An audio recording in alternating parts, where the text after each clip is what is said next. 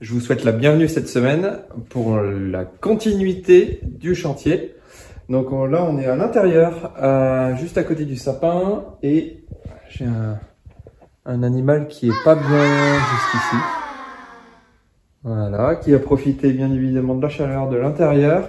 Ça chauffe très bien les radiateurs électriques qu'on a posés, c'est génial. Petit tour sur l'atelier. Alors au niveau de l'atelier, on a tout terminé. J'ai fini nettoyer les dernières fenêtres juste ici parce que bien évidemment les peintures, ça salit beaucoup les intérieurs. Au niveau de l'intérieur justement, l'atelier est terminé comme on l'avait déjà dit dans les semaines précédentes. J'ai fait une petite reprise au niveau du sol de la cuisine parce qu'au niveau du béton ciré, si vous avez des traces de ponçage, ce genre de choses, ou alors que vous n'avez pas assez attendu, c'est que le temps de séchage soit bon plutôt et que l'humidité ne vienne pas justement entacher votre sol, et ben on a des taches forcément. Donc j'ai reponcé 80 puis 120 parce qu'au niveau du 120 seul ça suffisait pas, et j'ai passé une couche de vernis. Donc là c'est un vernis Easy Protect de chez Arcan qui marche plutôt bien. Vous pouvez faire ça avec du monocomposant, du bicomposant. Le bicomposant est quand même préférable, comme ça vous avez une durabilité et surtout une protection qui est meilleure. La cuisine est faite, et maintenant qu'est-ce qu'on fait quand c'est la fin de la journée comme ça, qu'il est précisément, vous avez bien vu, 19h30 quasi, 19h26. Eh bien on va mettre une frontale, on va prendre une échelle et on va monter à 6 mètres de haut pour peindre de la façade. Et ouais, parce que c'est drôle ça, et on s'amuse bien, et on aime faire des travaux extérieurs quand c'est l'hiver parce que ça réchauffe. Allez, on est parti. Bon, alors on va essayer de le faire par étapes. Là, c'est les conditions où j'ai peint en fin de journée hier soir. Donc le pot de peinture, il est là, voilà. Et on a ici les portes que j'ai pu détourer. Voilà, j'ai allumé toutes les lumières à l'intérieur pour qu'on puisse un peu voir quelque chose, mais on va essayer de faire beaucoup mieux que ça. Voilà ce que ça donne déjà avec la frontale. Bon, mais pas mal du tout déjà. Au moins on voit quelque chose, mais je pense qu'on peut faire peut-être encore mieux. Bon, et ben avec le Projo et avec la frontale, j'ai bien l'impression qu'on est comme en plein jour. On arrive à tout faire quand on a un peu de matériel. Alors, j'ai commencé ici, tout ça, ici, détouré, là, les encadrements, les intérieurs, les linteaux, le bas des linteaux. Ici, j'ai tiré droit. Et en fait, moi, ce que je vais faire, c'est que je vais sortir la grande échelle. On a acheté une échelle qui va jusqu'à 6,80 et je vais m'occuper de toute cette partie-là. Pourquoi je fais ça au pinceau à rechampir? Parce qu'en fait, ce qu'on va faire, c'est que ici, on va masquer les fenêtres et qu'on va peindre à l'airless. C'est une peinture spéciale façade qui a de la résine, donc il va falloir bien la diluer au dissolvant, mais aussi, je pense, tout nettoyer au dissolvant une fois que ce sera fait. Il va y avoir pas mal de projections. Donc on va bien masquer les fenêtres, on va bien masquer les portes de garage ici en gris anthracite. Et là-haut, ce qu'on viendra faire, c'est qu'on viendra mettre un carton comme ça à ras des poutres qu'on voit juste là. Et ça sera assez suffisant pour qu'on puisse peindre en toute tranquillité, plutôt que de tout masquer poutre par poutre avec les chenaux et tout. On va laisser tomber, on va faire simple. Je vais le faire comme ça au fur et à mesure et ça ira très très bien. Donc là, c'est la partie qui est sympathique parce que le sol est plat. Mais ici, on a une entrée avec une montée et là, c'est autre chose. Et je vais pas m'y risquer cette nuit. En revanche, de l'autre côté, on est aussi sur du plat. Donc je vais voir comment j'avance. Bon, j'ai décidé de peindre aussi la partie gouttière juste. Le reste, enfin, que je vais laisser comme c'est. Et ici, en fait, j'ai tout simplement mis un scotch de masquage pour faire les angles. Comme ça, on est plus tranquille. Et puis, il y a moins de risques, en fait, d'en foutre partout. Voilà, on a notre comprimante qui est juste là derrière. Il va falloir que je détourne toute cette partie-là. Donc, ce que je vais faire, c'est que je vais masquer ici, directement, le dormant de la fenêtre. Et puis on va y aller comme ça. Et là-haut, voilà, ça a été fait comme ça. En de nuit l'année dernière, là il fait quand même moins frais. Ça va bien, la vue est jolie. Bienvenue dans ce nouveau timelapse façade nocturne. Au final ça s'est plutôt bien passé. Pour vous donner un peu les chiffres, on est entre 2 et 4 degrés de température extérieure et un autre chiffre à peu près également 3 à 4 heures de boulot. Donc l'idée c'est qu'il fallait tout détourer au niveau des bois de charpente, les solives qui sont au niveau du toit et également les fenêtres donc qui étaient amasquées, plus faire tous les tours. Donc ça prend du temps, c'est tout dans le moindre détail, mais ce qui m'a posé le plus de soucis en fait c'est plus le support plutôt que cette lenteur là qu'on a parce qu'il faut être minutieux dans tous les détails. Le support en fait est un enduit de façade gris monocouche qui a dû être posé dans les années 60 ou 70. Donc ça en soi, pas de problème particulier, c'est solide et tout, mais le support est vraiment très granuleux. Donc la glisse en fait des pinceaux, le pinceau plat et le pinceau à rechampir, n'est pas forcément si évidente. Ça accroche beaucoup et on est obligé vraiment de charger. C'est aussi un mal pour un bien, puisque la première couche sera extrêmement chargée et la deuxième sera du coup beaucoup plus légère, et donc là le gros du boulot il est fait.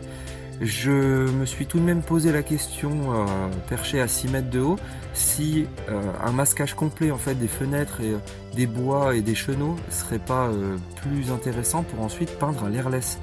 C'est une façade qu'on va dans tous les cas peindre à l'airless, mais en réalité avec le rendu qu'on aurait eu et tout le temps de masquage à cette hauteur là, sans compter le fait que les bois en fait sont très poreux, donc l'accroche des adhésifs serait pas si évidente que ça, je pense qu'on aurait mis autant de temps que ça. Donc là je pense qu'on a fait la bonne solution en prenant ce choix là d'avoir une première couche chargée et une deuxième couche plus légère.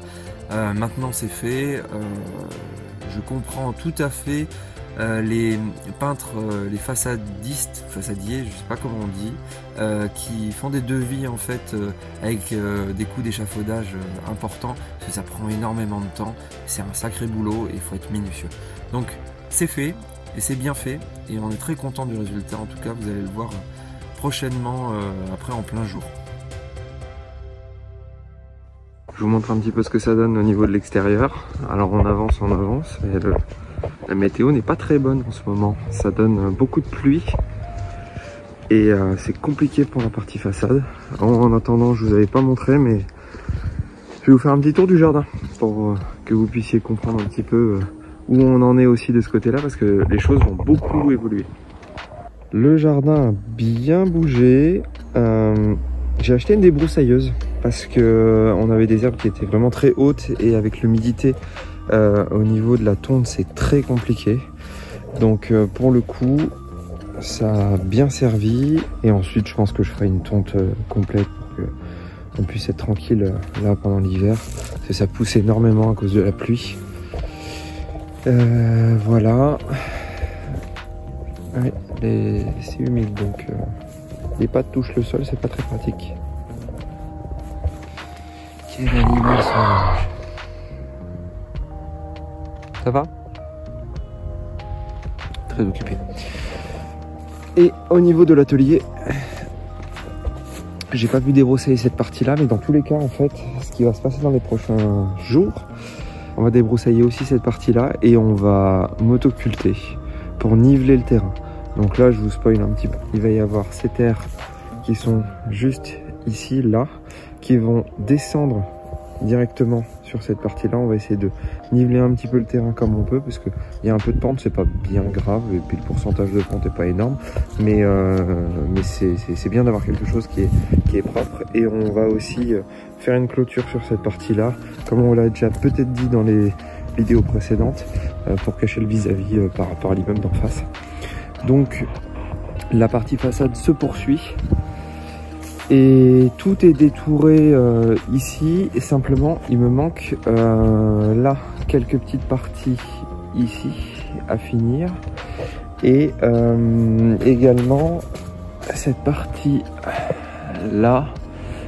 Donc là je vais pas m'embêter, on verra comment je ferai, à voir comment je peux faire là-haut, mais l'idée peut-être faire le contour des poutres ici.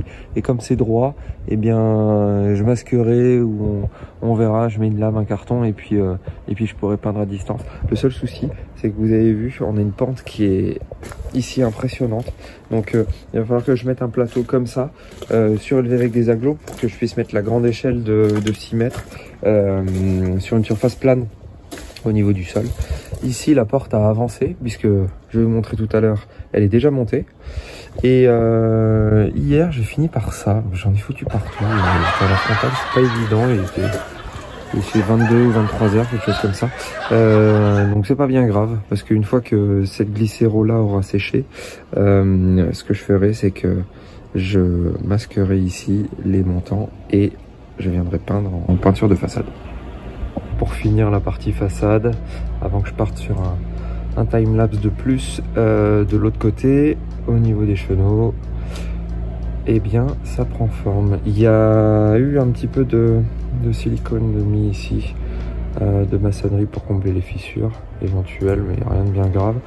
Et voilà, c'est bien détouré, donc la peinture définitive, ça va être vraiment très joli. On va être sur une teinte qui est claire, donc ça va bien contraster. Et je vous montre la porte extérieure. Donc c'est quelque chose qu'on a fait maison avec du bois de palette, ça ira très bien et ça va reprendre un petit peu la largeur des lattes ici.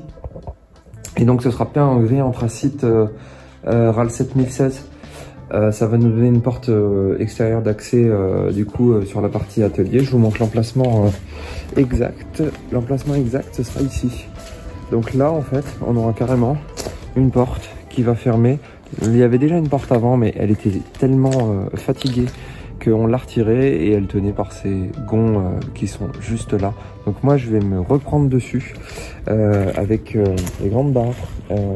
J'espère que ce sera pas trop lourd parce qu'à mon avis cette porte là, elle doit peser plus de 40 ou 50 kilos, c'est sûr et certain.